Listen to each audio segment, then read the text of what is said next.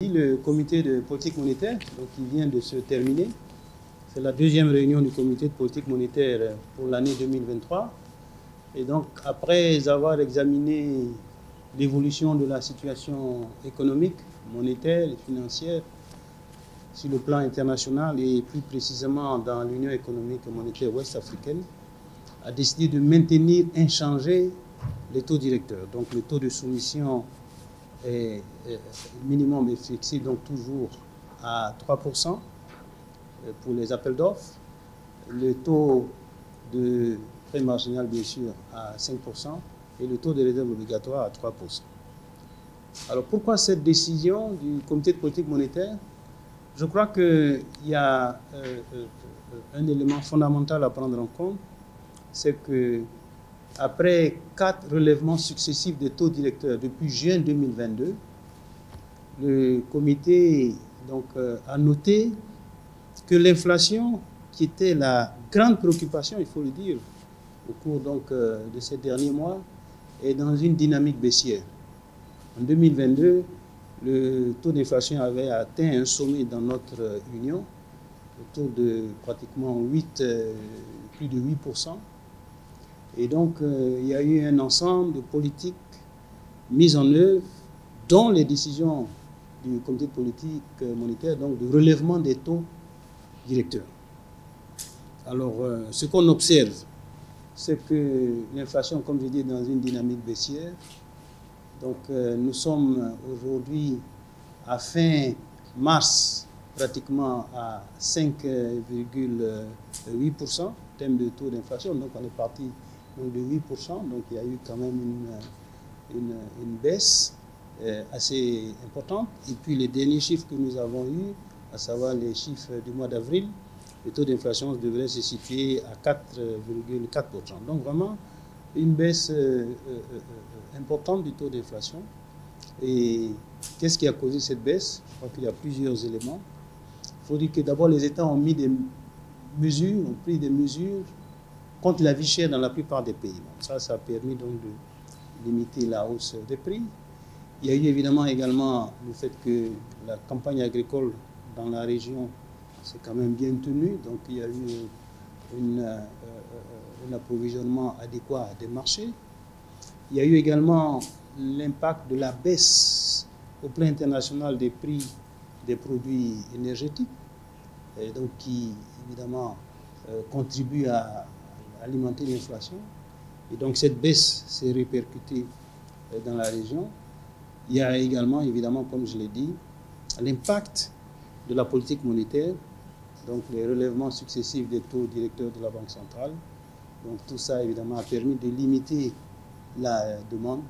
Et donc on a noté donc, cette baisse du taux d'inflation. Je crois que ça, c'était un élément important qui a justifié, après analyse, la décision du comité de politique monétaire. Alors, il y a un contexte, évidemment, aussi qu'il a fallu prendre en compte. Et le premier élément de ce contexte, c'est que la croissance économique dans notre Union reste très soutenue. Nous avons, au niveau de l'UEMOA, on a terminé l'année 2022 avec une croissance économique pratiquement de près à 5,9%. Une croissance solide qui est due à beaucoup de facteurs. J'ai évoqué certains facteurs, notamment la bonne tenue de la production au niveau du secteur primaire, du secteur agricole, mais aussi le dynamisme des investissements, les investissements publics dans plusieurs pays, sinon la quasi-totalité, et bien sûr les investissements privés. Donc tout ça, tous ces facteurs ont contribué à soutenir la dynamique de croissance. Et on a noté évidemment également dans l'évaluation de la situation le dynamisme des crédits à l'économie qui ont continué leur hausse, puisque les financements évidemment de l'économie, que ce soit le financement du secteur privé, du secteur public, sont soutenus par les activités de financement du secteur bancaire, et celles-ci se sont vraiment tenues dans un dynamisme. Et donc tout ça avec le fait que le comité de politique monétaire a noté que la situation de nos comptes extérieurs s'est stabilisée. Et donc tout ça a contribué donc à la décision de maintenir les taux directeurs de la Banque centrale inchangés.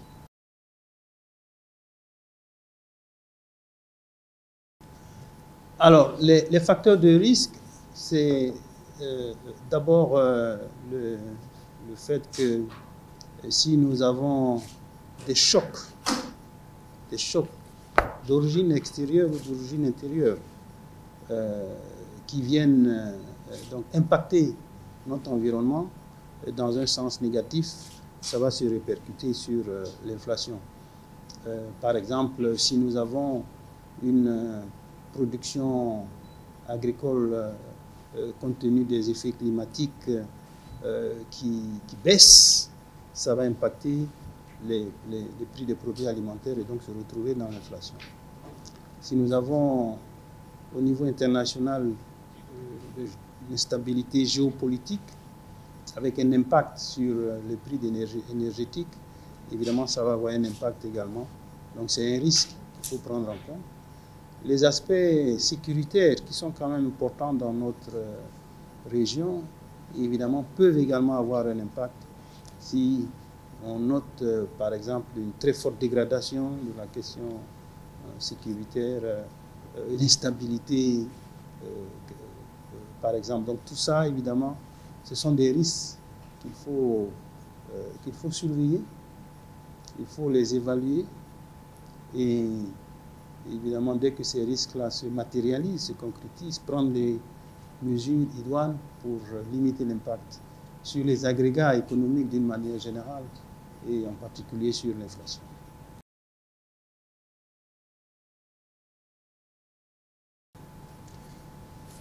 Alors, les mesures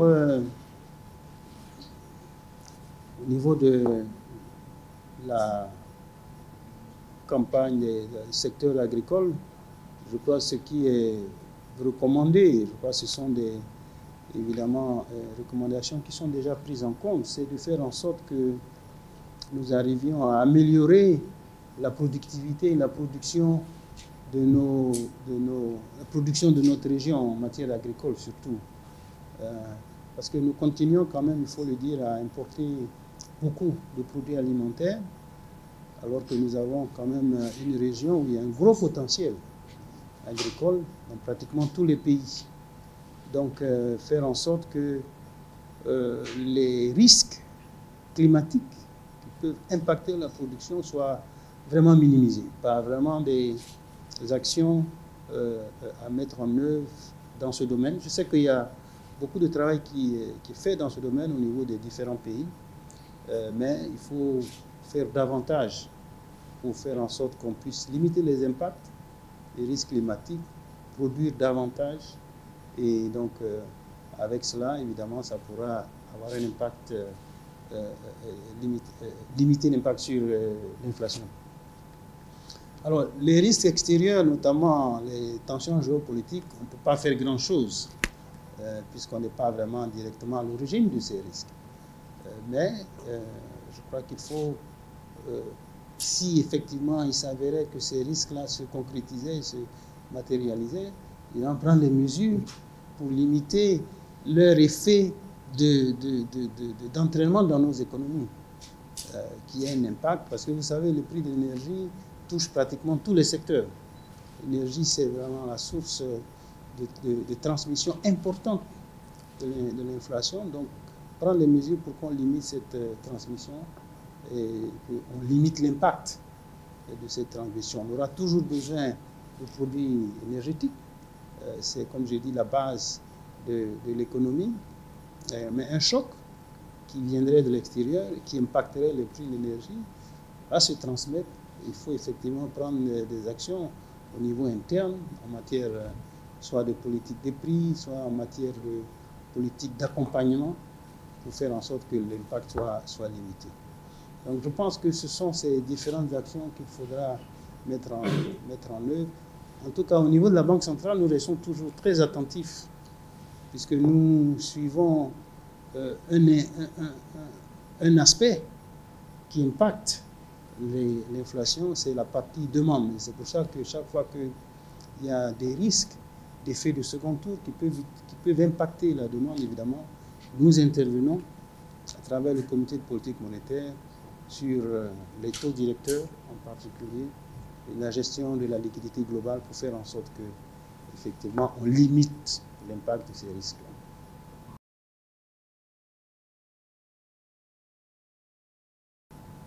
Alors, je pense que si on n'avait pas relevé les taux d'intérêt, les taux directeurs, la croissance aurait été encore beaucoup peut-être plus forte, avec un impact sur l'inflation. Donc je crois qu'il faut avoir cette lecture. La croissance que nous observons au niveau des crédits à l'économie, j'ai parlé du contexte. J'ai dit que nous avons un contexte dans l'Union où la croissance reste soutenue. Et j'ai dit que cette croissance vient donc de facteurs internes, notamment tout ce qui est lié à la production du secteur primaire, aux investissements publics, aux investissements privés. Et donc, il a fallu que tous ces secteurs soient financés. Et ça a été le rôle du secteur bancaire. C'est une bonne chose qu'il y ait eu ces crédits à l'économie, parce que ça a permis justement d'apporter les ressources nécessaires à ces secteurs pour créer la valeur ajoutée et donc soutenir la croissance. Donc, c'est quelque chose qu'il faut prendre comme positif, mais les crédits à l'économie doivent se faire dans un contexte équilibré, c'est-à-dire que ça doit se faire en ligne avec tous les agrégats macroéconomiques, en particulier l'inflation, l'équilibre extérieur et ainsi de suite. Donc c'est une dynamique que nous observons, qui est positive. Nous restons attentifs que cette dynamique-là prenne en compte et se fasse en tenant compte de la stabilité globale, que ce soit en ligne avec l'inflation, les comptes extérieurs et la stabilité interne. S'il n'y en a pas assez, ça a un impact négatif. Si c'est excessif, ça a un impact négatif. Donc il faut que ce soit en ligne avec tous les autres paramètres.